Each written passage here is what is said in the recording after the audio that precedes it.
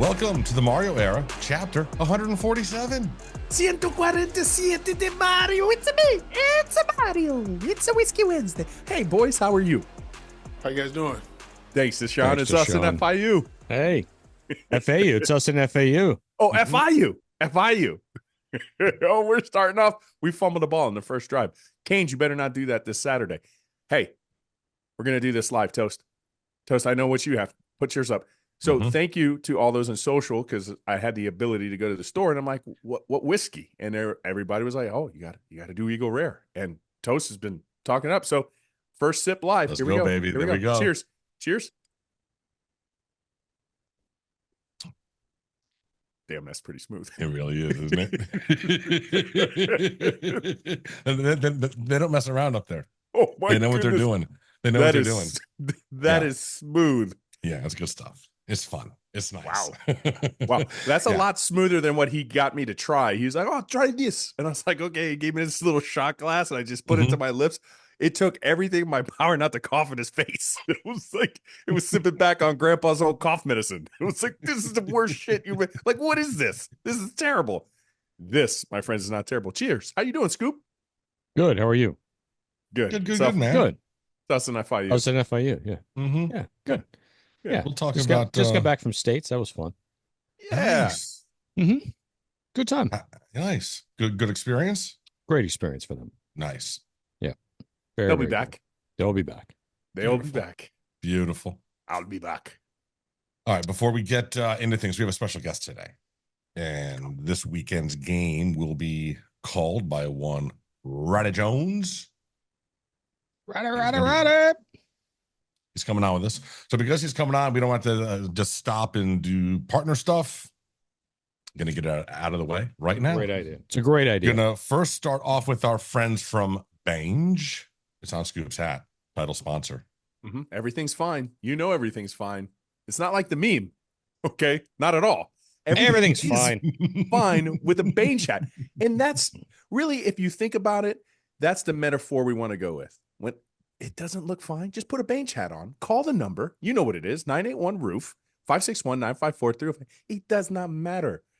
Blue tarp season is upon us, my friends. Cold front's coming in. That means rain's coming in. You're probably going to find a leak.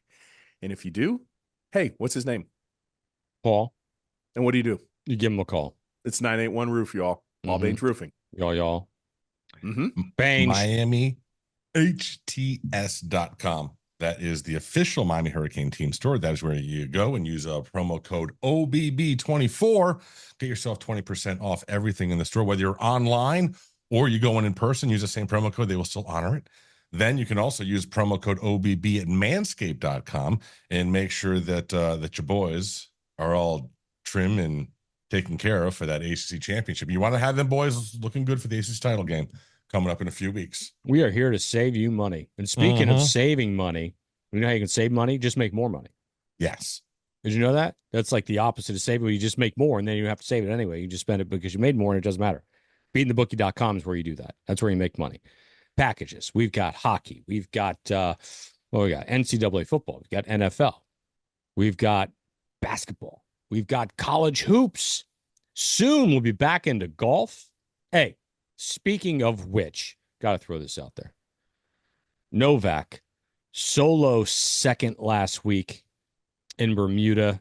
He was in the final pairing, had a shot. Unfortunately, was unable to get it done on Sunday, but solo second, his highest ever finish on tour. He's up to like 70th in the FedEx Cup points. Let's go, dude. Great job. Very, very stoked, man. Very and he's nice. got to say he's at his home course this weekend. Okay. Up in Sea Island or the RSM Classic. I told him there's a funny story. Before the week, I think it was a Wednesday, right? For those who you don't understand golf, they start Thursday through Sunday if you make the cut. And I texted him, I said, your betting odds suck. He goes, why? What happened? I was like, you're fourth favorite to win this week. That doesn't do me any good. Yeah. And he went out solo too. So great job, dude. Nice. Lastly, Our friends at Underdog is the place to play if you are a sports fan looking to win money while watching sports with over 5 million happy players and 2 billion. Underdog makes it fun and easy to cash in on all of your favorite athletes' performances. Compete against other players just by selecting higher or lower on 2 or more player stats, and you could win up to 1,000 times your money. Try games like Vulture Protection, where if you select a designated running back to score a touchdown in your pick 'em entry and they get vultured, we will rescue your entry. Or Red Zone Rush, a favorite here, a game you won't find anywhere else. Just pick whether or not a player will score a touchdown by swiping right for yes and left for no. Simple as that. Plus, your entry will be automatically boosted, and you'll get a 51% profit boost when you play. Join over 5 million fans that are already playing on Underdog.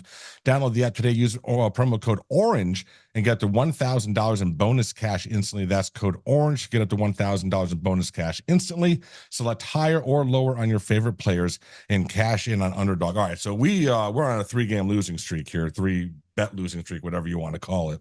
I muted myself. What are you doing? What? Oh.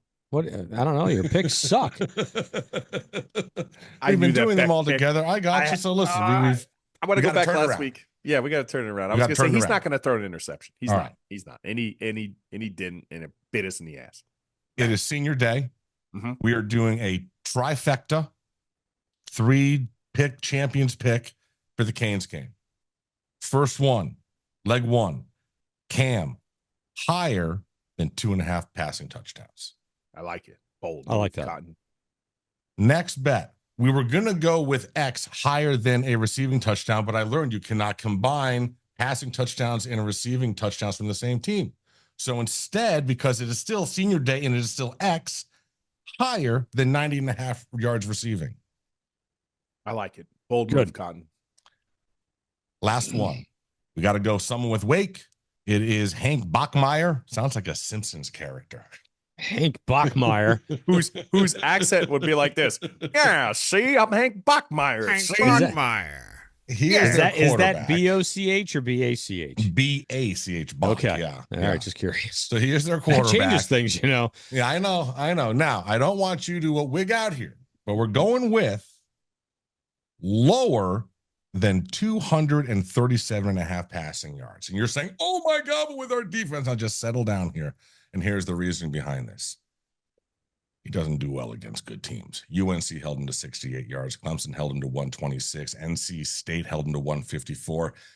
He's getting yards against UConn, against Stanford, so against the Raging Cajuns. So no, hey, Louisiana, you know what? Can play ball. I know, hey, but we've had 2 Louisville. weeks. 2 weeks. Stanford did beat Louisville. 2 weeks for our own Raging Cajun to prepare for Mr. Bachmeier. Yeah. And so it's going to keep him under that number, lower than that number. Bold move. All right. So that is how we're going with that. All right. So before we get Roddy in here, get ourselves on a Greentree. Light 72. Fire. Hey, Let's go. Let's go. Thank you, AI Scoop. So I was thinking this week, just over the bye week in general, kind of reflecting on everything. And I think my biggest issue is remember those first 4 weeks where we were saying, bro, this looks different.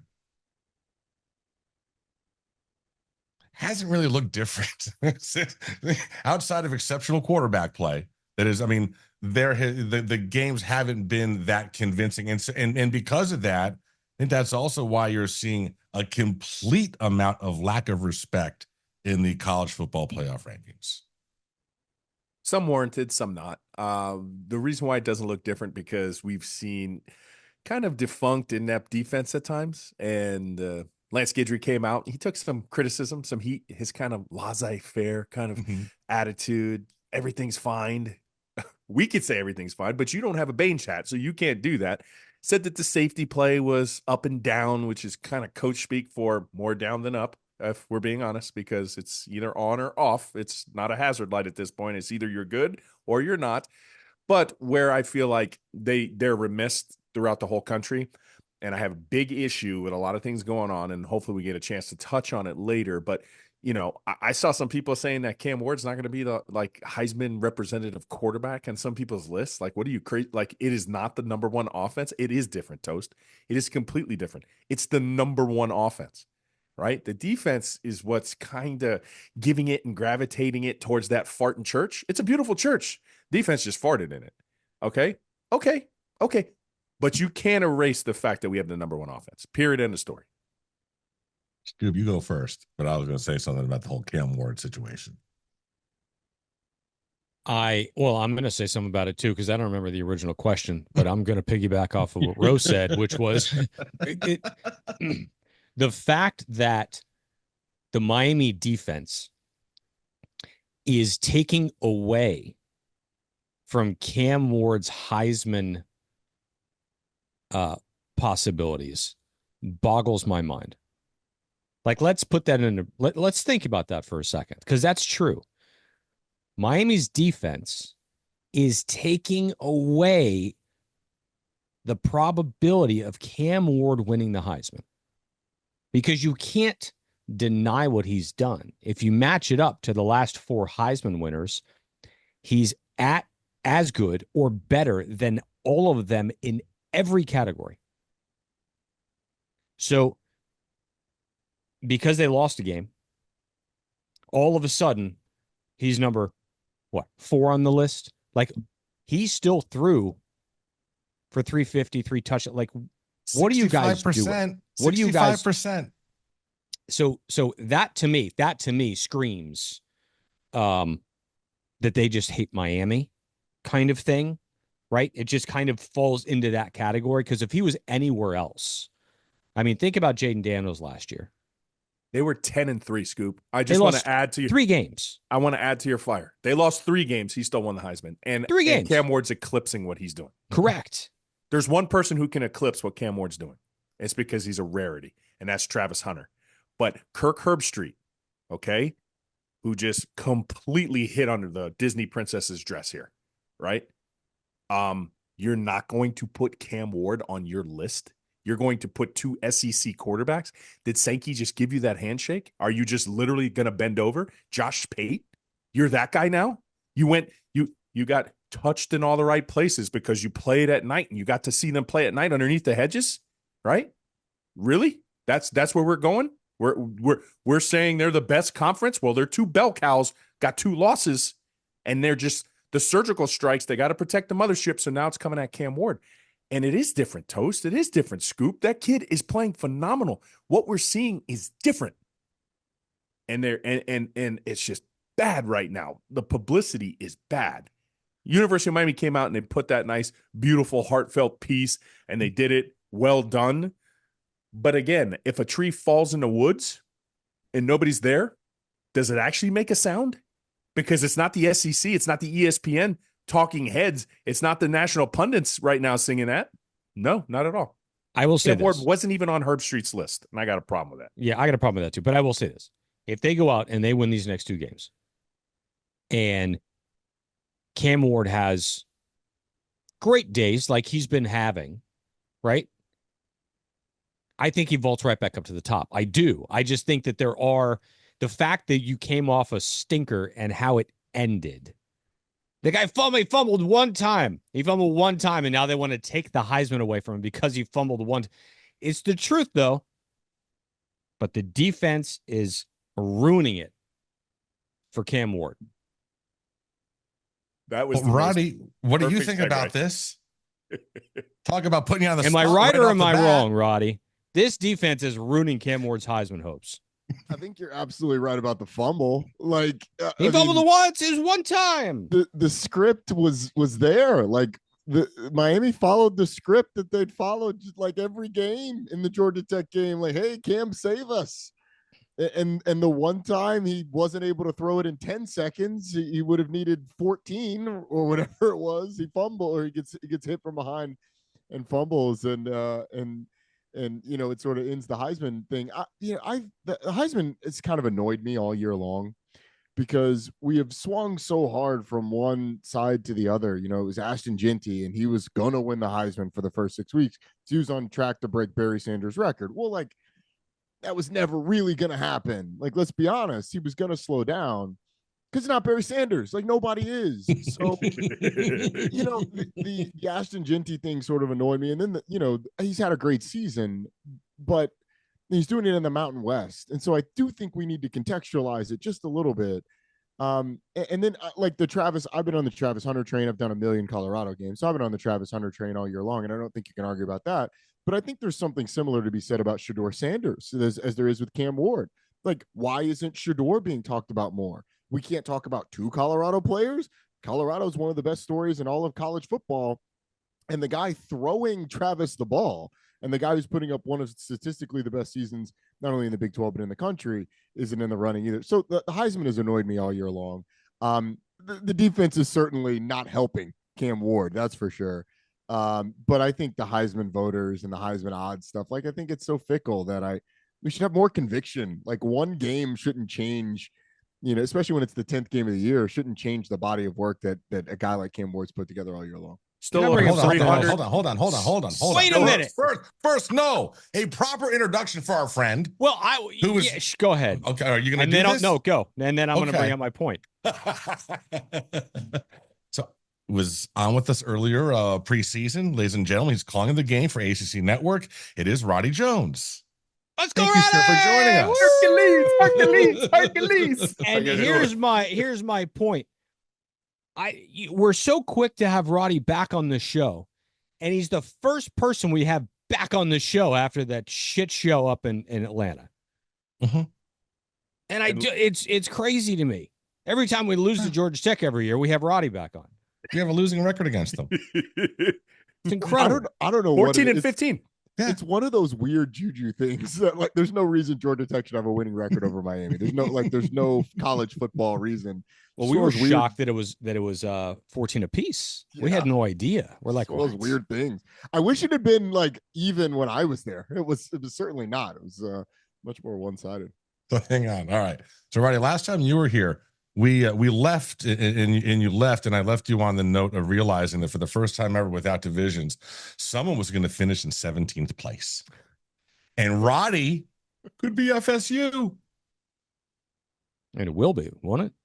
Well, they're done, so they would be tied with, I guess, Stanford. I think if Stanford gets a win, Cal also only has one. So I think ACC win. So FSU, Cal beat FSU, and Stanford beat Louisville. Beat FSU. FSU beat Cal.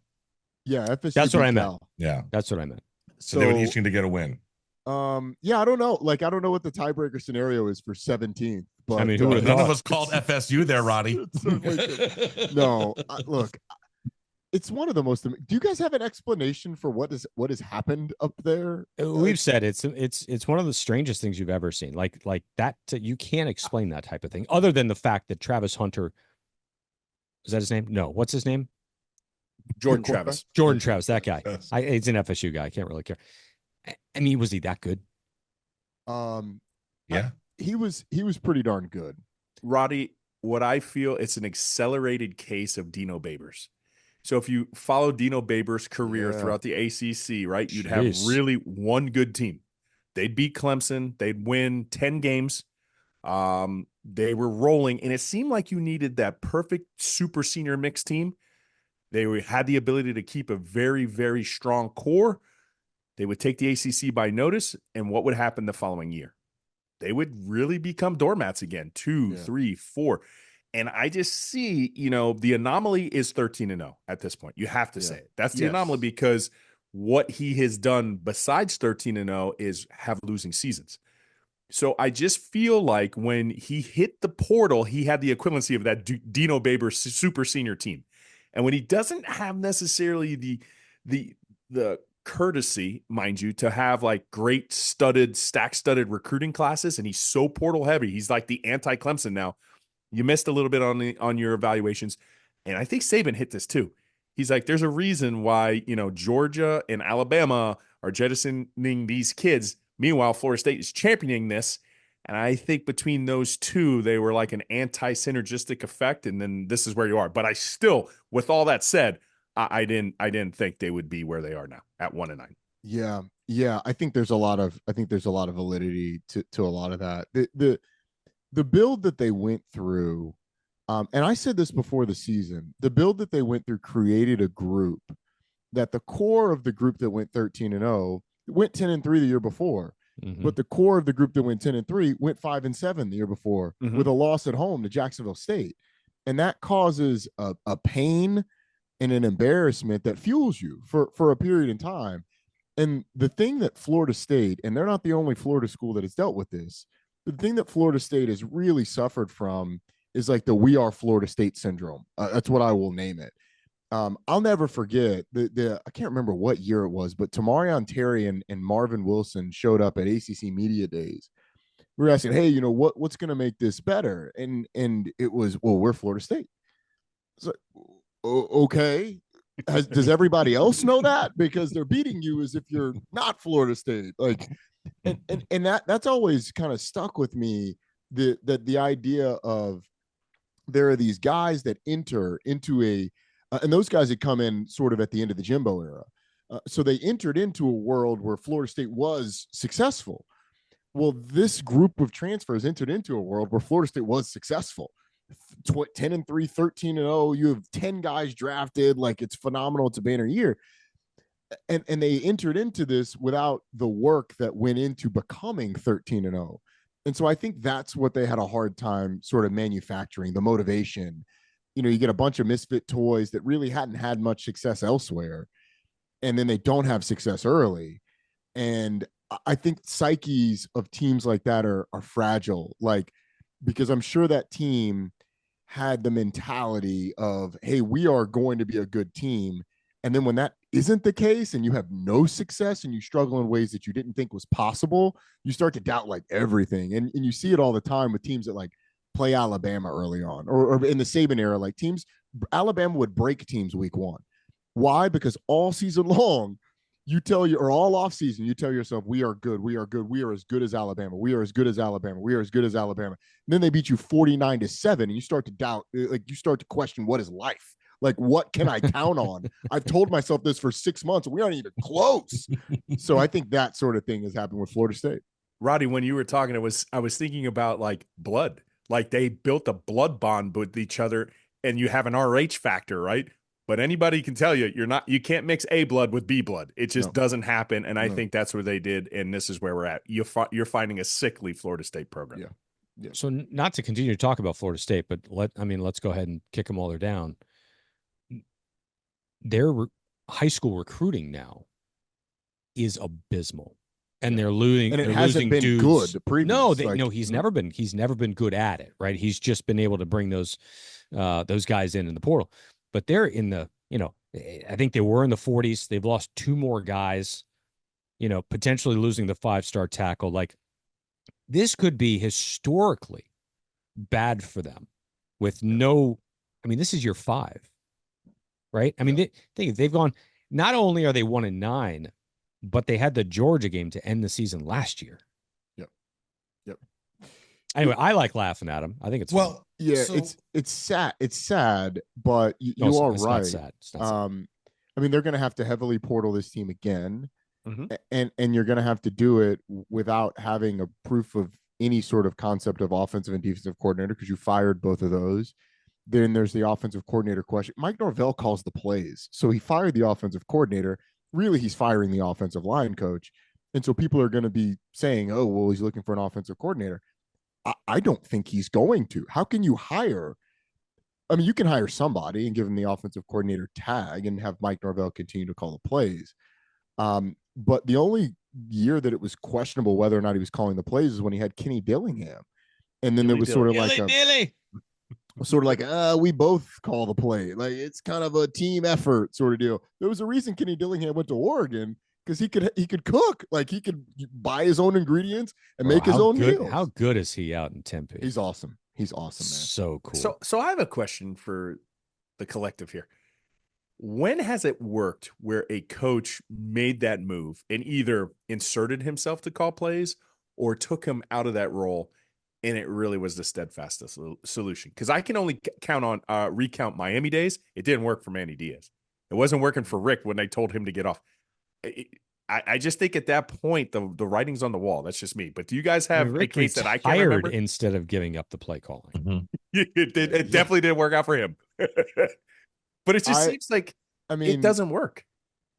It does. Like, I can't think of anybody Jimbo who's gave done up it out the of play calling. That desperation. didn't work either. Yeah. That's what Did I'm saying. I did think he? at that Did point, It he? looked like he did. I don't know. Well, it's I don't part of know. that was the thing. It's part of the reason that Texas A&M season that he did went so poorly. Like, there was a power struggle, and I have this from people who were on the staff.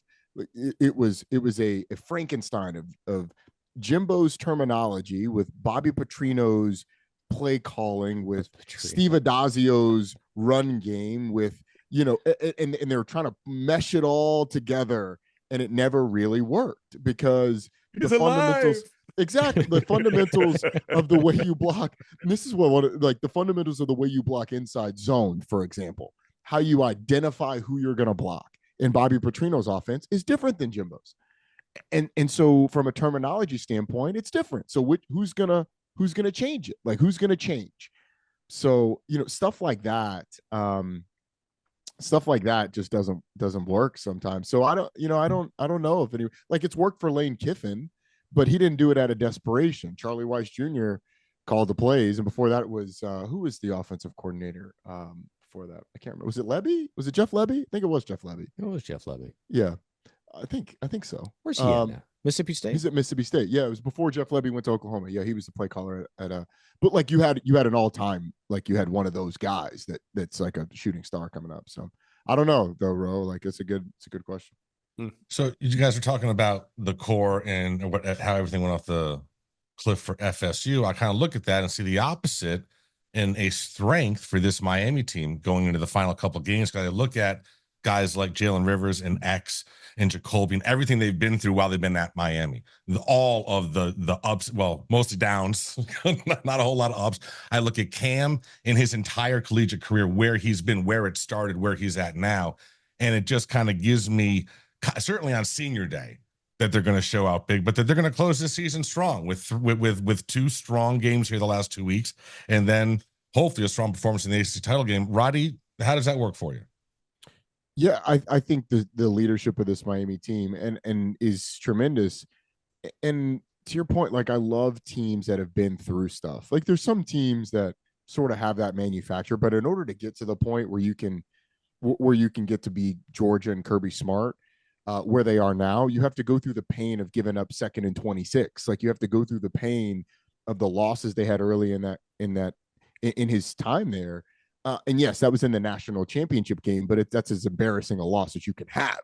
So there's some pain there that sort of instills a memory of how bad it can hurt. And so Miami certainly has that. And I agree. Like, I think, first off, Miami has been great at home this year. They've been great everywhere with the exception of Atlanta, but they've been great at home this year. So I expect that to continue. And this is a Wake team that struggled. They've played close games, but they have not played winning football consistently. And so I think this is a great opportunity for Miami to validate Wake Forest's beliefs about themselves, because when you have a team that struggled, you don't want to give them hope. You want them to come in thinking they can win and then quickly realize that, hey, look, sorry, we don't have a shot. Like, we're not as good as these guys. So I think this is a Miami squad that'll go out and play hard for each other. They have all year. They'll go out and play hard for the guys that are seniors. And it'll be fun to see. I'm glad I'm getting a chance to see Miami in person. Doing a film review, we've been doing it through the Orange Bowl boys, and we're trying to pay attention to our weekly opponent. One of the things North Carolina did very well against Wake Forest last week was they ran the ball effectively, ran for over 200. Wake's defense, not the most steadfast, 14th out of 17th in the conference. They're giving up 156 yards per game. Looking at it, right, and I kind of feel, and this is a little homerism, I think Miami's offensive line in the same fashion can push around probably equal to or better the way UNC did Wake's front. Yeah. And I think even though we're on that Cam Ward hype crazy train and we were talking about it, I do feel that this is a week, if Miami doesn't get behind early, right, and all bets are off, and we're relatively relying on Cam Ward's arm early, I do believe out of all the films and out of all the games, I think this could be the potential where University of Miami's run game shows up. Yeah, I could not agree with you more. They had a tough time tackling Amari and Hampton. They had a tough time getting off. And North Carolina's getting off blocks. And North Carolina has a big line. It's not as good as Miami's, Mhm. but it is big. And they had a tough time with that. And you know, I think from a tackling and athleticism standpoint, Miami certainly has the advantage with against the second and third levels of that Wake Forest defense. But the thing that Wake Forest typically prides itself on, because they're never the most athletic group, they pride themselves on being great tacklers, and they weren't a week ago. Amari and Hampton's really, really good. So that certainly hurts you when you don't tackle well against that back. But it wasn't anything fancy that Carolina did either. Like, it wasn't a lot of misdirection. It was a lot of run straight at you. Exactly. Which Miami loves to do. We love to I- run between so the guards. I think. Well, look, if you're gonna I mean, run, you got that's- Martinez and Fletch. You run between the guards. and if you're gonna run against Wake, like, I think that's the place to run, because if you can, their defensive line is actually pretty talented, and they've had some guys play well. I personally think they move a little too much, and they can get caught, and it puts real stress on their linebackers when they're slanting, when they're twisting. If you get caught in a twist, it happened to Miami like last week or a couple weeks ago too against Georgia Tech, and you kind of saw it. It puts their linebackers in a lot of pressure, because sometimes on those twists you get caught. Yeah, a guard can slip a block a lot quicker and get up on the defensive tackle that's trying to get to the gap that he's replacing, and then the linebacker has to pick up for that guy and get to his spot quicker. And Miami wasn't great at it. In the same way, We got out leveraged Wake 8 Forest to wasn't. 6 every play. There was Roddy. also that. There was also that. But on the first drive, on the first drive, and Roy, I saw your breakdown of it. I thought it was tremendous. Like, Georgia Tech ran counter 4 times in a row. Yeah. And so again, some of it was, there was one of them where Miami did get caught in a twist. But a lot of it, I felt like, and Roy, you did a great job with the numbers piece of it. I felt like the linebacker physicality wasn't there. And so, like, going back to Wake, like, I think Wake is physical, but I think the linebacker athleticism isn't always there. Combs is pretty athletic, but outside of that, it's a group that leaves some to be desired, and they have to use the safeties a lot in run support. They have to use the safeties a ton. So you guys are terrifying me now, because Roddy. So here's the thing: like, watching Wake over, and Dave Clawson's a great head coach. Okay, he's great, and what he's going to do, whether he's out talented or not, he's going to find the thing that you suck at, and he is going to exploit it over and over again until you can figure out a way to stop it. Well, Roddy, we just watched 2 weeks ago, and now we're going up against a head coach that specializes in that. Look, it's not. Here's the thing: it's not the first time that we were exposed with it, though. They do run, they run this slow mesh that you either. It's like watching Paul Johnson's veer, right? You either love it, or you have no idea what's going on, and it's really annoying. Or I laugh at it. Yeah, I mean, think it's funny. It is some wild stuff, but like, they're going to put our linebackers in binds, and if we can't get to that quarterback, look, our safeties are secondary. I think they're going to give a scoop. Not very good. Some offenses, and we said this against Louisville, some offenses, they're going to require a quarterback, and it's when they get away from their slow mesh. And that's the other thing, too. When you do that delayed mesh, you're asking the quarterback to hold the ball exceptionally a long time, and he's either going to pull it or he's going to give it off to the running back. And then when they get in their pass series, they do get into, some elongated drops. So Miami has the chance to go ahead and pin its ears, because that has gone missing. Now, for me, Roddy, and I'd like to get your take on it, I feel like this defense would play so remarkably better. And I know you were talking about the linebackers and physicality, and we could go round and round, because I just felt Georgia Tech did a good job being more physical, but they were being more physical from a strategic leverage standpoint. Yeah, a pulling guard with with momentum is going to be able to go ahead and deliver a lot more of a blow than just somebody just coming right up the A gap, 100%. And maybe he's just trying to do a one push, right? So for me, what we're missing is, I'm going to be honest, Cam Kitchens and James Williams. Yeah. Because when I'm a linebacker and I know somebody's got my back, I feel like I could play a little bit more free, because we don't have the eraser, right? That's a great point. We did have the razor. Now, our linebackers, because that's the biggest talking point down here, Rowdy, is what happened to Kiko Mainoa? What happened to him? He was great last year, this year, and I just feel like he's constantly in a disadvantageous spot. And when he does make that wrong move, or he does get out leveraged, or he does get punched in the mouth, nobody's there to help him. Yeah. It's a great point. And I wonder, I'd have to go back and look how much the scheme has changed because you don't have a James Williams, a guy who's that long physical presence in the box. How much does that change for Akiko Maui Noah and what he's asked to do?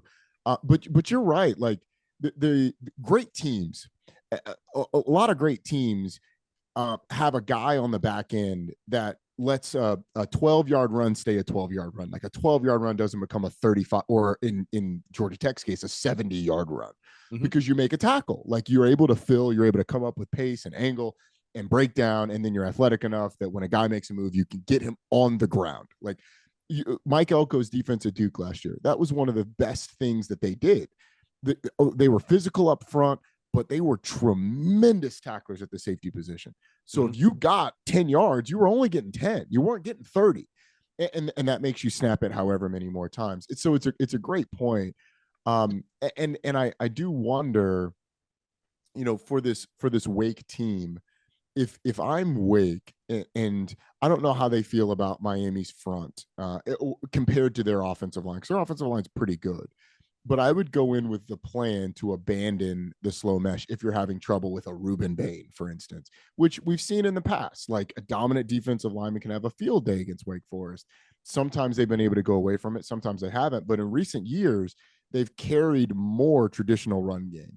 And so, like, this is one of those games where I think that could pop up. This is not a heavy counter team. Do you see more counter this week? You're going to see a ton of condensed formations with the receivers in. And if they go slow mesh, I would anticipate it being out of some of those formations. So even though it makes the picture a little more muddy for the offensive line, makes it a lot more muddy for the corners to stay on those receivers. So are the safeties now covering those receivers?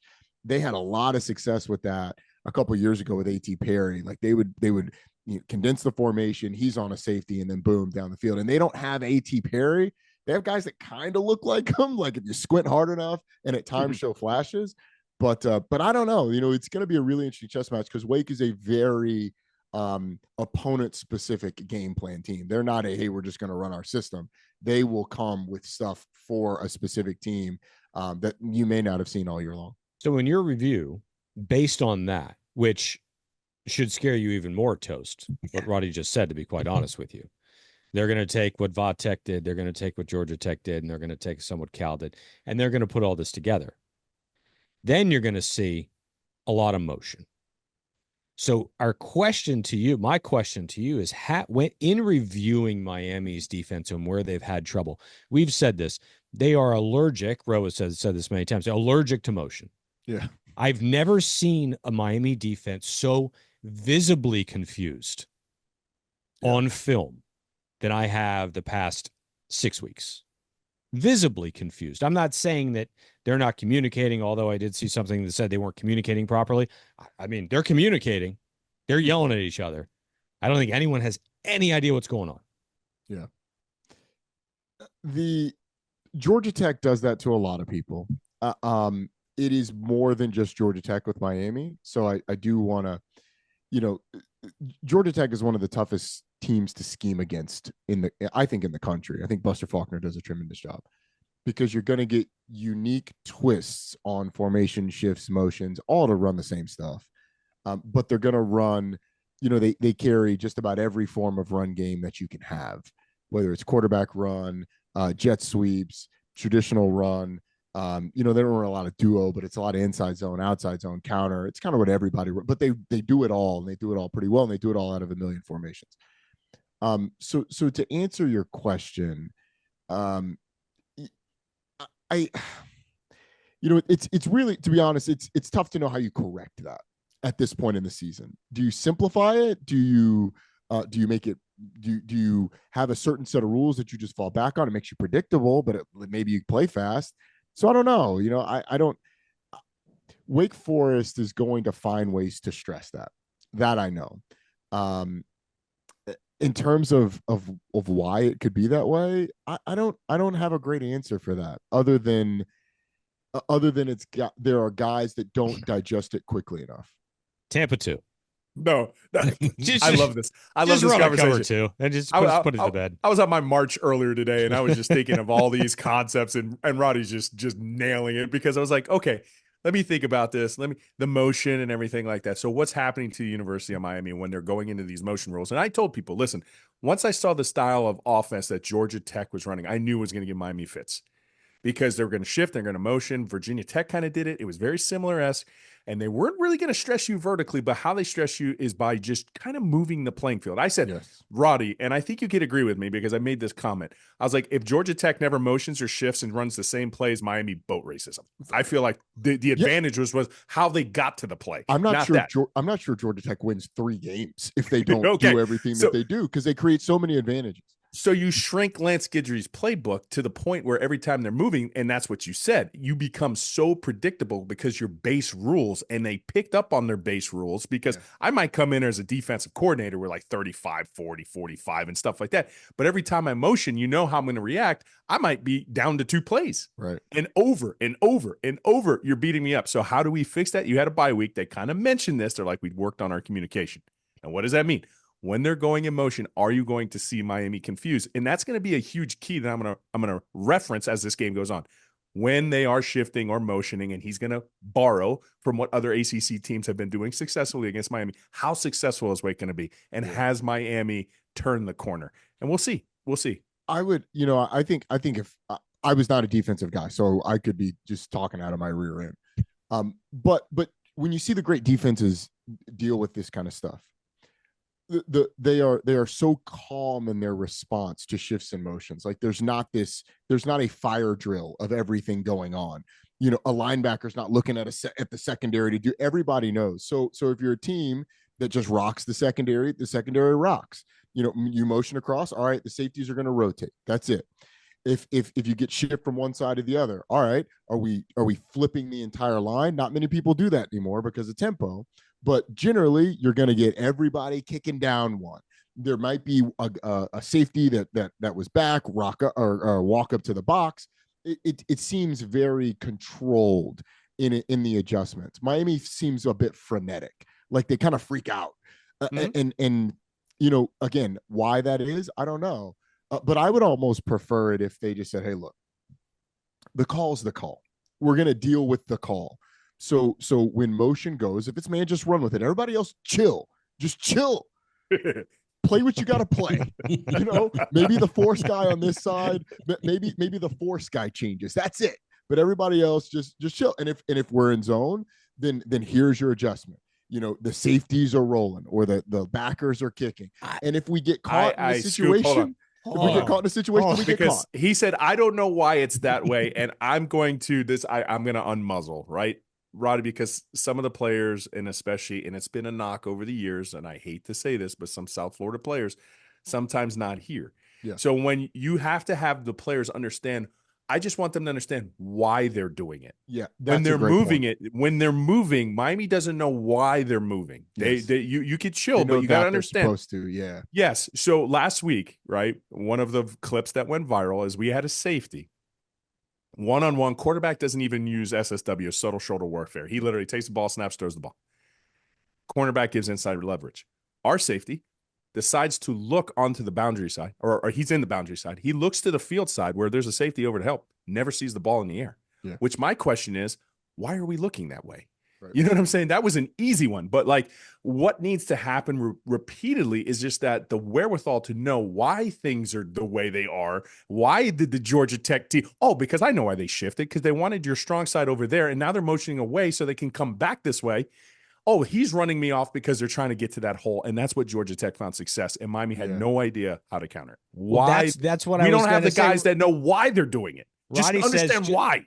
Roddy says, just run the play. Everybody other than the guy who's going with the guy. But he's validating what I'm saying. I don't want know, that. But the problem is you've got guys pinching, giving up the edge. You've got the guy who ran him off to the other side. No one's coming up to cover where he came from. And they ran it over and over. So that's the thing. It's like, were they running just what they were supposed to be running on the back end? But see, this is a communication thing. They exposed the shit out of it. And I want to get him because he's a very brilliant X and O guy. He tries to tell you he's not, but he is. Roddy, one of the other things too, if we're running across with motion, right, and that's could be our overhang defender that we're using to go ahead and keep it contained, then Miami was getting caught on the stunts. Yeah. So it's like the front end, the defensive line has to talk because that goes back to the original point. Why are they moving? because they're going to try to get around you. Now we got Barron slanting inside. Mhm. Our overhang defender just went on the other side of the field, and you got some fast Georgia Tech dudes, and they ran outside jet sweep. willy-nilly. Willy-nilly. And at a certain point, Dilly-dilly. when is the defensive end going to realize, okay, my overhang left. I don't have the outside. I'm not about to slant in here Well, I anytime don't know. What's soon. the safety doing? So I think I He's know looking the at play. the other side. I think I know the play that you're He's talking looking over about. there. And that play stood out to me too. I would love to sit down. I would love to sit down with Lance Guidry and know, like, hey, because to me it looked like Tyler Barron either went rogue or got the wrong call, like, or got the side flip. Yes. Like he thought we were slanting right. We were actually supposed to slant left. And so everybody else is slanting. Everybody else slanting left. He's slanting right. And then you've got nobody out there. So that's kind of what it felt like to me. And maybe it's something else. Maybe there's another force player supposed to come. How do you that is going to be my question when we talk. How do you simplify it so that when you have all of the window dressing that Georgia Tech throws at you, and look, Syracuse will do some of it. Wake Forest will do some motion, some trades. It's not nearly the litany of stuff, but they will they will do a lot more. They'll do a lot more subtle things, condensed formations, push crack stuff, push crack release. So you're going to get a lot of that. That's going to test your eye discipline, which is just as dangerous. They're going to make your corners tackle a ton, because if the receivers are close to the line, like in those condensed formations, those nasty splits, they're going to block safeties and linebackers, and they're making the little people tackle. That is dangerous, because if the safety gets blocked and blocked and blocked and blocked and blocked, and then he sees the same action, that guy comes, whoop, he's gone, and you're throwing it over the top. And if there's no pressure, then that's where Wake can be really dangerous. So you just brought up the cornerbacks. You've been watching tape. What do you think about our true freshman, OJ Frederick? I think he's going to be really good. I think he's going to be really good. He is physically talented. I think he makes some freshman mistakes. He made one last week, but he recovered and knocked the ball down early in the game. So I think he's going to be really good. You're smirking, Rose. So I feel like there's another. Oh, no. I was just thinking about note. He's from St. Thomas, this hat right here. So I'm happy. We actually think he's the a best All-American. defensive back on the team right now. We think he's going to be a stud. Yeah. I think he's going to be really good for sure. He's the best graded guy on the team. Yeah, I wouldn't. Our secondary's not very good, Roddy. I don't know if you've been paying attention. He really stands out. I wasn't going to make a definitive statement like that. I can see it though. I've said it. We Damari might be playing though. Yeah, which is going to help, because there's a good chance he might come down to the nickel too, right? And that could maybe free some things up. With some of those guys in that position haven't necessarily played lights out for us. The secondary is our Achilles heel, and I think because they're our Achilles heel, linebackers are getting unjust pressure, because like you said, Duke, but I almost want to see Miami, especially against this week too. They might want to kind of borrow that, because I know you leave yourself susceptible, because like you said, like kind of like the run action, go ahead and push pass. But like having some guys play the run action this week, keeping the eyes on the quarterback, keeping the eyes on the mesh point and helping out, I think we can play better help defense this week. Yeah, I think we can. This offense stresses you in some really unique ways. It makes you and teams play it differently. Like some teams are very patient with it. Like the linebackers mirror the back. So, hey, look, if the back is slow to the line, then you're slow to the line. Some teams are just like, hey, man, that's your gap. You get that action, freaking go. And the secondary will handle everything behind you. So it'd be interesting to see what Miami plays. I think if I'm Miami, like you got good enough players where you see the action, just go. Like we are stopping the run. And to be honest, Wake Forest's best player on offense is the running back. He is phenomenal. And I think he's very underutilized. And although he's got almost 1,000 yards this year, and like I hate to say it, but like he is in line to be the next Wake Forest transfer running back that ends up being great, following Kenneth Walker and Indiana's second leading rusher, Justice Ellison. And look, I don't know if the kid's going to leave. I hope he stays, but he is the best back that they've had come through there. He's including Kenneth Walker. He is better than Kenneth Walker. He is really, really good. How you feeling now, Toast? Yes. He is so. We are just. He's going to change his prediction here in about 10 minutes. We're 20 years. It's been 20 years since we have an undefeated home season. We're 20 years away from this. Has just been going on for so long, and I'm looking at it. I'm 2 games away, and one's at home, one's on the road. Neither of the teams are really that good. And I'm terrified. I'm absolutely terrified because I'm just, what's going to go wrong? Because something always goes wrong. How many plays of over 40 yards do we give up? I'm sorry, Roddy. Per week? He has BCS, and I'm not talking about the old antiquated system we use to put people in a national championship. He's got battered cane syndrome. So we're trying to get him. We're trying to get him help for that. I mean, I don't know. We've resorted to drinking whiskey on our podcast. And then, Roddy, I look at the college football playoff committee, and they're saying, you know what, ACC, screw you. You will only get one team in regardless. So just don't even talk to us. It's true. It's true. I'm not completely convinced of that. I think it's like 98%. There's only one person getting in. But I think SMU has a bit of a shot. I think they've got to perform well. And honestly, the best scenario for the ACC would be them beating Miami if they want in a close, very close ACC title game on Miami getting the And then, hold on a second. Hold on. That's the only way the ACC gets two teams in, Scoop. Only way. Hold on a second. If it came down to this, if Miami and SMU were in the championship and SMU won, I think there's more of a chance that if SMU loses, that they would put SMU in. I think if Miami loses, no way they put him in. The BCS is affecting him too. It's like, I got two losses. Honestly, they would do anything to not have Miami in there. I think this committee is a bit of a sucker for an offense and a quarterback, and I think it actually has buoyed Miami for the majority of the rankings, or there haven't been that many. But if you looked at the way Miami, but when they were 4, when you looked at the way Miami won their games, I think there was reason to question whether or not they were the 4th best team in the country. Now, the other part of that is this committee also is just about is primarily about wins and losses. If you have 0 losses, you are going to be, in the top whatever, unless you're, who was it, BYU last week? That was 8. So I think the committee constantly references the offense and the quarterback. I think if Miami continues to put up offensive numbers, they go to the championship game, they lose a close one to SMU, or if it's like a 56-54 game and SMU loses, like that also I think is one of those where you're like, maybe. The thing for me with SMU is they're behind Boise State, which that one, like, riddle me that. They're getting credit for losing to Oregon in a close game. I'm not saying SMU's been world beaters. They turned the ball over 6 times against Duke and Watt. Like, that is a luck if I've ever seen it. But when you're comparing schedules, like a Mountain West schedule is not an ACC schedule. I don't care what you think about the ACC. Like UNLV being ranked in the top 25 is because they've literally run out of teams. It's not because UNLV is great. UNLV is good. They're fine. But it's like, hey, man, like, you find us 25 teams from the Power 4. You know who knows that, Roddy? UCF knows that. 2 years down in the Big 12, all of a sudden, hey, every single week, a Power 5 team. How's that working for you? It's not as easy. It's different. And we referenced this before, and we gave credit to Wake Forest coach and saying he's a great coach. Georgia Tech, great coach. I feel week to week, the ACC has some phenomenal coaching. Yes. Right. I heard it this week. It was an odd way that I heard it. Right. I literally watched LSU play Florida, and they said Blake Baker's phenomenal defensive coordinator. They called him phenomenal. Well, ask Miami fans about Blake Baker after UNC got 778 yards on the ground. Right.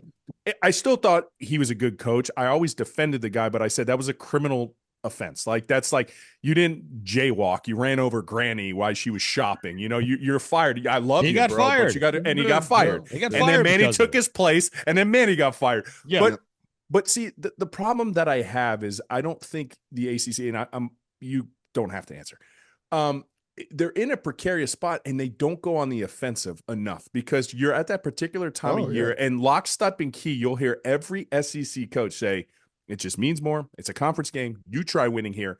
They have their marching orders, Roddy. They say it's the best conference. It's the best conference. And I personally believe the NIL market made it where it's like a coin now, where it's like, okay, so you say parity exists in college football. I think we can all agree parity in college football exists. I think you see so many teams now play each other close. Just look at the records across the country. But parity doesn't exist in the SEC. And it's like, wait a second. So parity exists only except in that conference, but they do such a good job to go on the offensive with it, right? Texas has not beaten a single ranked team to this point. Not one. I get it. And they just joined the SEC last year.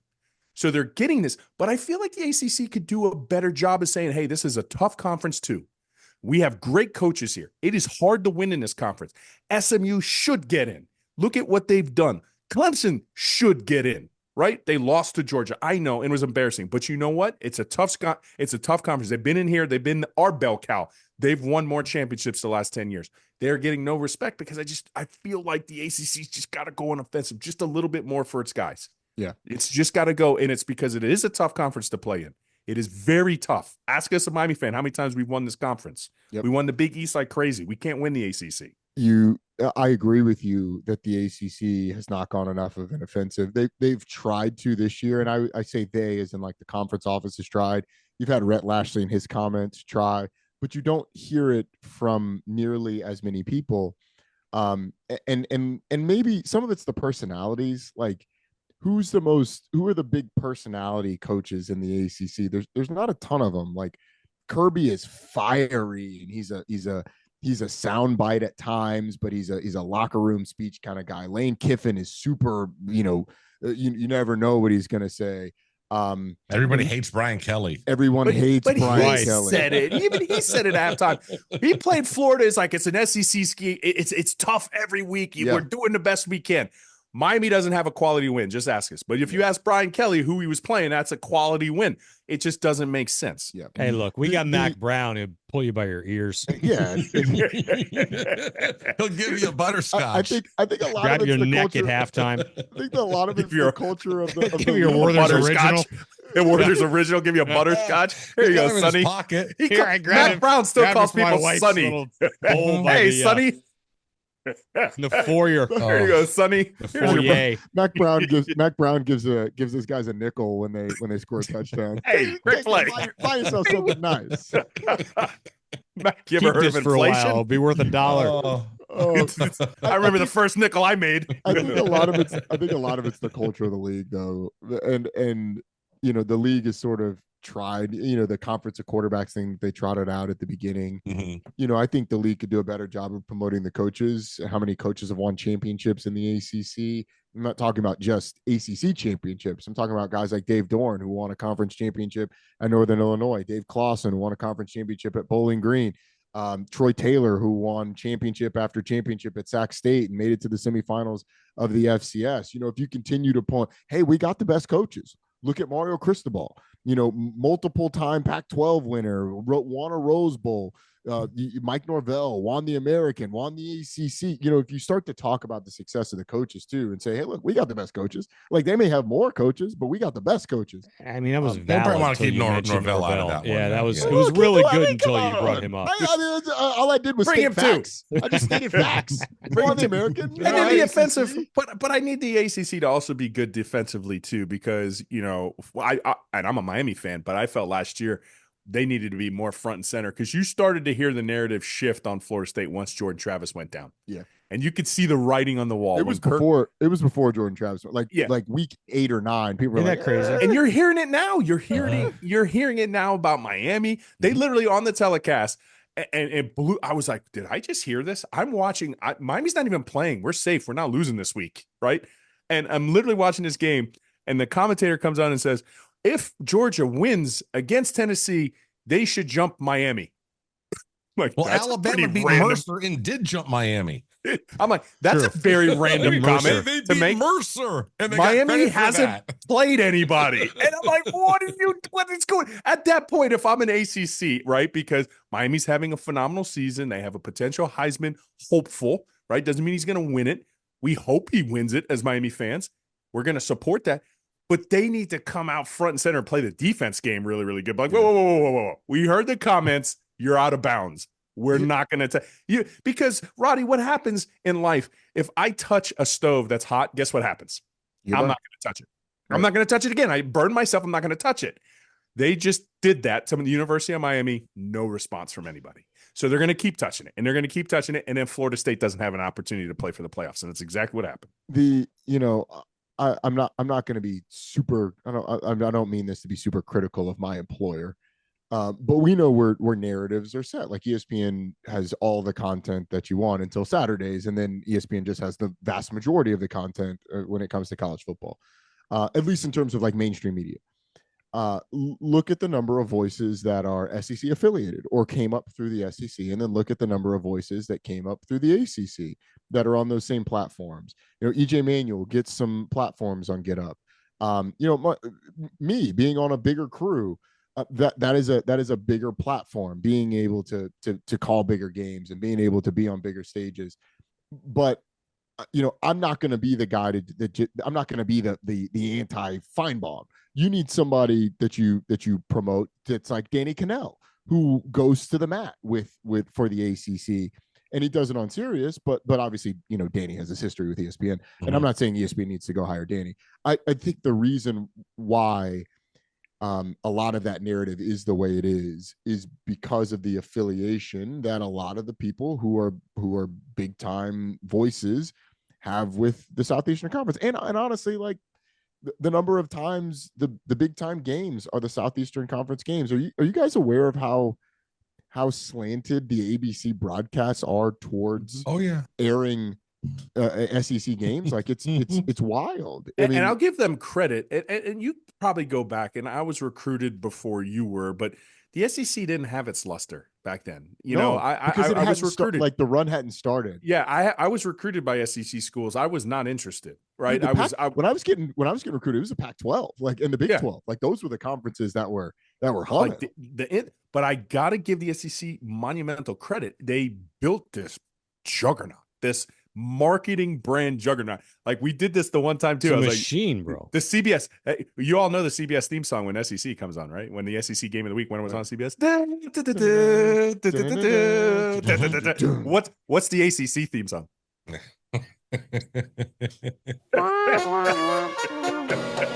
we go. Yeah. It should be. Oh, Jenner. Well, listen, Roddy's going to have 3 hours where CFP members will be watching Miami because they're curious, and you can do all of your pro ACC talk. Look, we will shed a light on the ACC and Cam Ward, because like that's, I feel like when we do games of places, of any place, like that's our job. Our job is to tell the story of that place, and particularly with this league, like. We're gonna dig into this league. We're gonna dig into the fact that the Louisville wins, the wins over Louisville are now so discounted. Well, Louisville had a bad day at Stanford. Okay, Louisville had a bad 10 seconds. They had a bad day that ended with an awful, horrendous 10 seconds at Stanford. If they sneak out of Stanford with a win, like our perception of Louisville and the wins over Louisville are completely different. Good team. They're a good team. They lost to 3 ranked teams prior to the well coached. Beat Clemson convincingly. That running back is phenomenal. Well, they got another one too. Like the other freshman kid is like, he's got juice. They're going to stress you out. They run a stuff. I mean, we had to go in there in a complete shootout. What was it, 52-45 or whatever it was? Like, it was insane. My goodness, we were up 10 and they're up 10. And you wonder why everyone thought we were a farce. That win doesn't mean as much because of the last 10 seconds at Stanford. Right. Like. If they punt the ball away with 10 seconds left and you never get the personal foul and you never get the offsides and the kid doesn't hit a 52-yarder and they sneak out in overtime, like everybody, like nobody's going to remember that they snuck out of Stanford in overtime when they're talking about Miami's record. Like they're going to say, oh, that's a win over a top 25 team. So that is the context that I think is hard for the committee to have.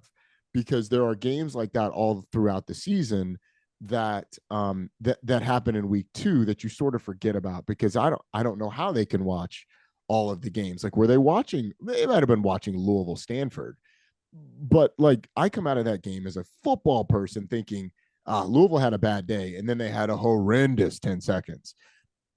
How much do I punish them for the 10 seconds? Like everybody has bad days, but the 10 seconds at the end. Like, how much do you punish them for that? And for me, it's like not a ton, because ultimately it was a bad day that was just compounded by 2 awful plays. I mean, we've mentioned this probably every week, and I think there's a lack of ability for most people, not just the committee or whatever, just most people watching college football and who've been fans of college football for 20, 25, 30 years, that winning now is really, really hard. And winning every single week in college football these days is next to impossible. Look at the two bell cows in the SEC. They both have 2 losses. 2 losses. Alabama and Georgia. So it's so if you lose a game, like Miami lost a game, it's not the end of the world. Right. Like, I mean, it's one of those things where it used to be, but it's so hard to win every week. Like, these kids are, it's the parity, it's the NIL, it's whatever it is. But it's hard to win every week. It's like the NFL, right? You see one guy roll over and then the next week they get trounced. It's, you get game planned. Yep. There's parity. All right. Parity's So there. Roddy's got the call, 12 noon, ESPN, the mothership. The home finale. It is senior day, trying to cap off the first undefeated season in 20 years. That's wild. It's I'm gonna use 2002, that. which is I didn't know that. just I'm writing that absolutely down. insane. Right. Probably want to have your statistician folks double check that one. Yeah, I would for sure. But yeah, so listen, man, That's have a a great good time on idea. the call. Roddy, we always love having you on the pod. We thank you so much for always being so generous with your time, and have a wonderful holiday season, man. Same to you guys. I appreciate you guys having me on. I And good always luck love catching up. indoors with A5 until you play Tribe. But other than that, Yeah, I'm a big thank A5 you. fan. Yeah, I'm a let's big go. A5 Let's go. fan. Let's Yeah, go. My wife's coaching 12s again, so I'm sure we'll see you guys at some point. We'll see that team. We've had wars with them over the years, proverbial Absolutely. wars, and it's always they always get our best. And Hey, we it's give almost them, there. Well, I got to be back on in the off season, and we'll just talk club volleyball the whole time. Oh my There you goodness! go. We'll got to go there. We'll just put on the pod as we watch. and Yeah, we'll we just- should. Hell yeah. Let's And, go. and we're going to KC for like that Triple Crown, and it'll be so fun because the guests, they're already there. I was like, oh look, there's Peyton Manning. I saw him last Absolutely. week. Oh, there's Kevin Garnett. Like everybody's who and who. Everybody's there. They're all playing. Their daughters are playing volleyball, so it would be a highly rated show. Yeah, that'd be awesome. Well, hey guys, I appreciate it. Take care, Roddy. Be Thanks, well. dude. Well, that's He is- why he does what he he's does, and that's why we do the what we do. Mhm. Best guest Yeah. we've ever had in the show by a mile. He's just so fucking good at what it's crazy.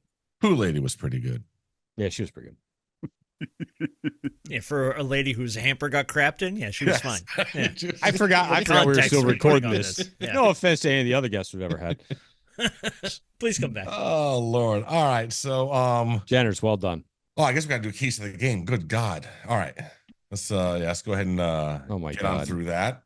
This is Bro, you almost have your- this has almost become the most nauseating segment of the I know. entire Oh, show. like picks Bro, why haven't don't done you because of start what us you did. off? Yeah, because he just says, no, why doesn't somebody else go? Somebody else goes. Mhm. No, like, why doesn't somebody else go? All right, I'll start us off. I'll start All us right, off with the cool. keys to the game. Go ahead. Absolutely. Go ahead. All right. So as I said before we had Roddy on, things have looked different from those first 4 games to the last, 8 or so, 6 or so, whatever it is, 6, I guess. So we need these last 2 games. I mean, to coin a Gen X term, I need to see a curb stomping on Saturday, like a convincing, dominating win.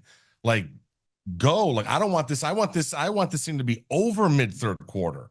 That's what I'm looking for. Clemson put a curb stomping on them. We got to put a curb stop. You have to show now for the committee. You have to put on shows these last 2 games. Second key is going to be protecting Cam and making sure that he can put up 350 yards and 4 touchdowns so he can get back into the Heisman race. And the third is going to be Lance goddamn Guidry. Earn your paycheck, turn this shit around, and hold this dude under 237 and a half passing yards. Because we need that for betting purposes. Thank you. Give the men their money. Give the men their money. Those are your 3 keys. All right.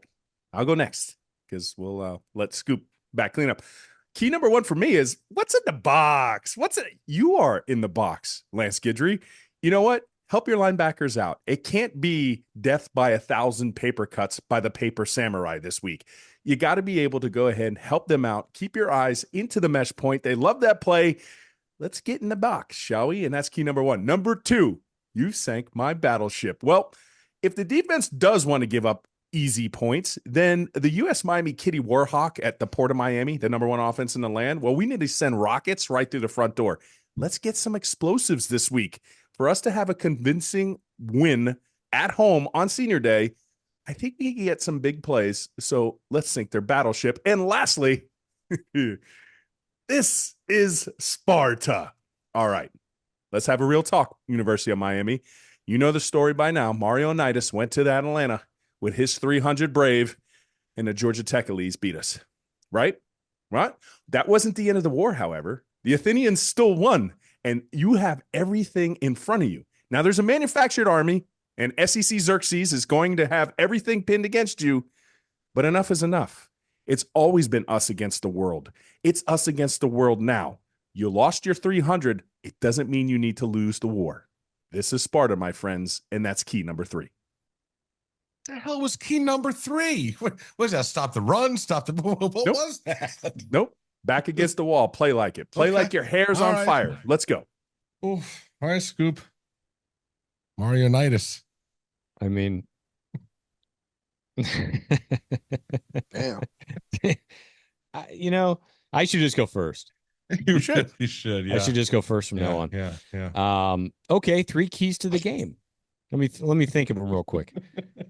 Hold So I on. looked it up on my phone. Yeah, I looked Right. up my phone. Just now. No, I was picking up some ideas earlier from you guys, not from my own brain. Run the ball. You did bring this up. Wake is not a very stout defensive line. We like to run in between the guards. That is where they are the most susceptible. I think Martinez and Fletcher should have big days, although I kind of go back to what Toast said.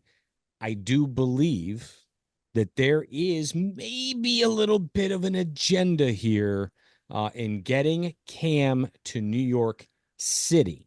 So how much are we going to see these running backs explode up the middle? I don't know, but I think you should do it more often than not. Key number 2, when you have the opportunity to get points, take the points. I don't care who you're playing, because 2 weeks ago, you thought you had a cakewalk and you could afford to try to go for it. And if you didn't get it, it was okay until it kicked you in your teeth. Take the points when you can get the points. Key number 3. This is Wake Forest.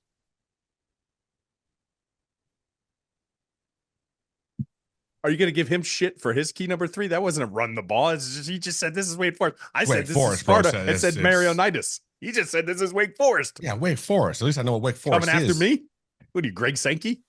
You're in the Mario SEC? Onitis. Yes, I am. Yeah. Greg Sankey. Yes, I am.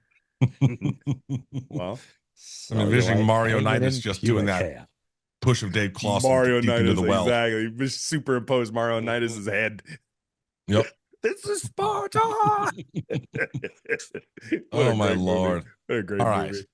So we got to do some picks or any of this other stuff. Yeah, I would just go to picks. No, just Yeah, go to picks. picks. Go to picks. Just go to get picks. Get to pick'ems. Go to picks. Anything really, All right. really good, though? What did Nah, we do last week? Huh? Oh, yeah, here you go. Okay, so ladies and gentlemen, we have a new leader in the clubhouse. Nice. Oh. Toast went 4-5 last week. Scoop went 1-8. Roe went 2-6. I know I did. Toasty at 43-43 at an even 500 is 2 games up Look on at both that. of you. Nice. Oh, Nice. okay. This We're is losing tight. everybody money. I love it. Very tight. All right. We got a whole bunch of games. Holy Jesus. Okay. Like a tight. You No, don't you have to don't say have them to- all. I Don't put- have to say them all. Well, I All right, I put won't. Charleston That's Southern FSU on here. There is no line available for We're going to come up with a line no. for that one. We're coming Well, up with a before line I for that one. forget, I'm going All to right. give you BTB's free. Yes, picks. you will. Yes, you will. Yes, Okay. you will. First one, Wake Forest plus 25. What? They're getting 25. Wow. Second one, Alabama Roll Tide minus 13.5. Okay. Go All ahead. right. So the game of the week, well, at least at high noon. What an awful time slot. But number 5, Indiana, the Cinderella team of the season, at number 2, Ohio State on Fox. Ohio State giving 13.5. Just zero respect for Indiana. Wow. Ohio Listen, I State want to tell you what. Yeah, go ahead. 38, Indiana 31. What are we doing? I got Indiana covering. Possibly I got winning. Indiana covering. We Ohio don't have State to do hasn't looked points, great but I'm going to this say year. Indiana covering. It's going to be high school. Oh, EAD. Yeah. All right. Next one. Number 19 Army at number 6 Notre Dame. Now, this could knock Notre Dame out of the college football playoff. If Army can go ahead and keep this thing going, Notre Dame is given 14.5, 7 o'clock on NBC. Who's better, Army or Navy? Army. Navy's lost Substantially, a though, because couple in a row. I know, but Navy's pretty good too. Well, we'll Army's find out at the end of the Army's season. unbeaten. yeah. I know that. Army's number 19. They're ranked. Yeah, Navy was ranked too when they went into I South gotcha. Bend. I know. Well, didn't they only score like 3 points? I got big Hey, they faith got in there. boat raced. Yeah. Notre Dame's defensive coordinator. I got big huge. faith. I'm a huge Golden fan. Mm-hmm. I got the Irish. You guys would both like to see Golden come back here as DC? No, never. Huh? I'm taking Army because I love Hold on a America more second. than you Hold on a guys. second. Hold on. Yeah. Because I love America more than Yeah. you. You love I See, mean, are that you should be kidding your me? thing. You should come up every time you make a pick contrary to us. You should have gems like that. Yeah, you got to give a reason why. That should be Yeah. your thing. I'm giving like culture references and Mhm. keys to the game. You Mhm. say stuff like that because I love America. because I love America more than you. Well, Hold on a obviously. second. That's cute and all, but you wouldn't take Al Golden back as DC? No. Damaged goods. What? Damaged goods. She dated your boy. And now you want it back? No, not Al. No. No, I No, like damaged Al goods. Golden just because Wow. he was loyal to his buddy. Mm-hmm. I'd take him back as DC all day. Damaged goods. That would be awesome. All right. Kissed your buddy. This is Maybe going to be even this worse. is an interesting one because they're still alive. Texas A&M going to Auburn, who has just been damn disappointing. 7:30 at night, primetime game. A&M given 2.5 on the road. I don't Home bet dog Auburn games. for Auburn. A&M. 2.5. Mhm. A&M. A&M. All right. Next game. This is a we got to talk about this one. This is an FCS squad. This is Charleston Southern Yeah. going to Doak to take on FSU 1:30. Now this is only available on the ESPN Plus app. So you'll have to have the app and have a subscription to ESPN Plus to go ahead and watch this one. Well, No betting line available, so we have to come up with a line for this one. Now Here's both my teams question. are 1-9. here's my question. Mhm. How many people are at this game? Oh, I'm going to set the line with around the same amount of people that are going to be at this game. 40. no, come on, be honest. I put the over under at 12,000. They'll say more than that because of season tickets, but I say when we see photos and video, Well, it'll be that about That's seems actually like a 12,000. game lot. they That could seems feel like good a at. lot. They're going to win this Well, game. there'll be some students there drinking. They're going to get a win. That guy's going to be up there reading a book again. Yeah, like you haven't seen them get a win in a long time. No more than 7,000 people there. Okay. But do you agree that the Like line is physical 40 or is that people? too low? Like, why is that would you too low? go? No, nobody's going to that. 40 people. he's going to? Nobody's going to watch you lose to Charleston Southern. 40. Because I'm a man. But they're not men. They lose too much. 40. Charleston Southern is 1-10. I'm sorry, they're 1-10. FSU is 1-9. So combined 2-19. So that might be too low. 40 Mm. plus 40. Let's see. So Charleston Southern has they really don't generally put up more than about 14 points. So right in More line than with FSU. FSU. So 50. 50. Let's set the line at 50. 50? Yeah. 50? The spread's 50. 50. Bro, ain't no way. Florida State's not covering 30. All right. So pick that. All right. 40. All right. Go back to 40. Go back to 40 40. what? You think the He's saying line 30 was points? 40? Yeah. What, I said 40. Yeah. I'm FSU putting- minus 40? Yes. What? FSU minus 40. What are you talking about? And I'm taking FSU to cover. What? Yes. FSU's going to beat Minus FSU 40, you're hasn't saying? scored more than 21 points right. the entire season. Then pick Charleston Oh, Southern. I'm so picking saying Charleston 40. Southern. All right, so there you 100%. go. It was you did what Vegas wanted it to do, and I'm going to take that game from you guys All right. because I'm taking because yeah. I love Billy Norvell more than you do. I see what you did there. Okay. Yeah, I'm still taking Charleston Southern to cover 40, baby. 40. That is awesome. Yeah. All right. Last game, our game. Wake Forest, number 8, Miami. 12 noon. Oh, God. Miami. This is a healthy spread, boys and girls. A healthy number of 24. Total is 64.5. I'm going to need you to give me a final score, boys. Let's go. 48. Let's go minus- BTB's line. It was 48. 25. 25. 25, okay. Yeah, 25. BTB's line. Okay, so 48 minus 24. I don't do math. 48-24. That's it. All right, 48-24. You got him? Okay. Mhm. What do you got, Scoop? Wake Forest does cover. Mm-hmm. I don't know. I can think about this for a second. I am going, we will clear 50. Going 56. 8 touchdowns. Andy, I don't think you're going to see a whole lot of action, but maybe it'll just be 7 touchdowns and 2 field goals. But I'm going 56-17. Covering in a big way. All right. No, we're making a statement because we have to make a statement. It's senior day. We're dominating this bitch. As I said, we're going to curb stomp them. I just went with BTB because he's I got my you. boy. All right. I'm going 25 is insane to me. I'm going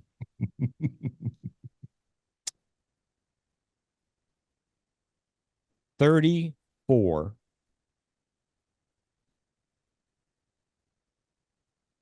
31.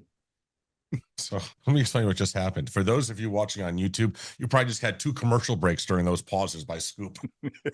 The algorithm, the AI Right. picked up It's perfect. absolutely. He's like, That's what there's a it's gonna drum do. roll that's probably Yeah. happening. There's a This is pause there. That's perfect. where we're throwing the This commercials. All right, so Scoop is Oh. a squeaker that's going to literally, we're going to win that game and drop out of the playoff picture. That's what he just picked. What did you just say for a score? 34-31. 31. Oh my God, we're fucking screwed. Why do you hate Miami so much? When did you stop being a fan? You're pissed because they beat the Bulls so badly, aren't you? That's what this is. You're pissed they beat the Bulls so badly. Just wait till next week. Everything is fine. You got Kyle McCord throwing for 5 touchdowns. Don't Kyle you, McCord's son got of a bitch. he's number 2 in the country. No. I don't know. He does a lot I of mean, pick sixes, though. it's fine. You tell me that doesn't frighten you a little bit? It all frightens me, fine. Scoop. Everything's fine. I've been Everything's frightened for fine. the last 90 minutes. Everything's fine. Yeah, he throws 5 touchdowns. It's fine. I'm terrified. We're 2 games away from what we've been waiting 20 years for. I know. I'm terrified.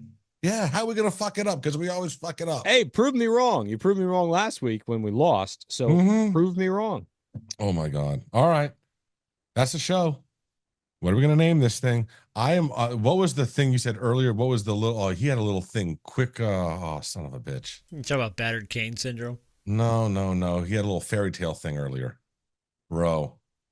Kitty. Oh, the Kitty Hawk. The Kitty Hawk. I like the Kitty Hawk. The SS Miami Kitty Hawk. SS The SS Miami Kitty Hawk. I wrote down Marionitis. Marionitis, yes. I love America more than you. Well, that's obvious. I mean, come on. Oh, hey, by the way, everybody, if we have an account on the Blue Sky now as well. What's Blue Sky? Yeah, well, you can obviously tell who won't be running that account over there. No, he's not. They got a Blue lot of Sky's cellulite like and pubic hair over there. Another Twitter. Cellulite hanging in pubic hair. I'm not interested. Pennies. Now I'm interested. Now I'm interested. Now we're back in. I'm back in.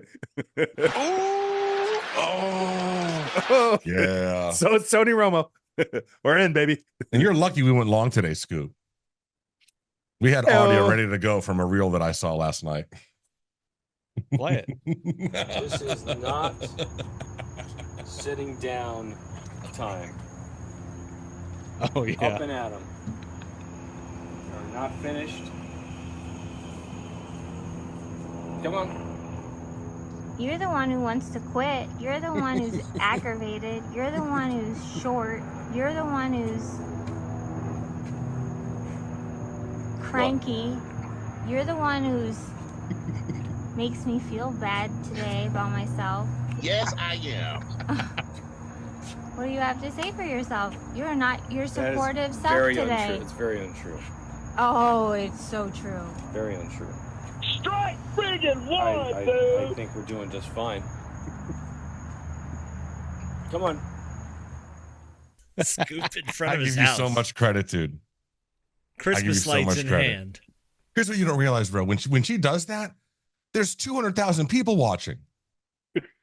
Yeah. Like it's not like this is just her friends. Bro. Like there's 250,000 people watching this.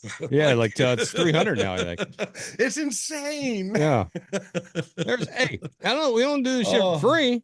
I got you. How's So, it look? you know, it's stuff needs to be done this week. The week before Thanks is like the hardest week of the year for her. So How's it I'm look? here. I'm here. Did you do good? Did it look good? It's ridiculous. Yeah. Nice. It's pretty ridiculous. All right. I pressure washed my driveway. There you go. Nice. Same thing.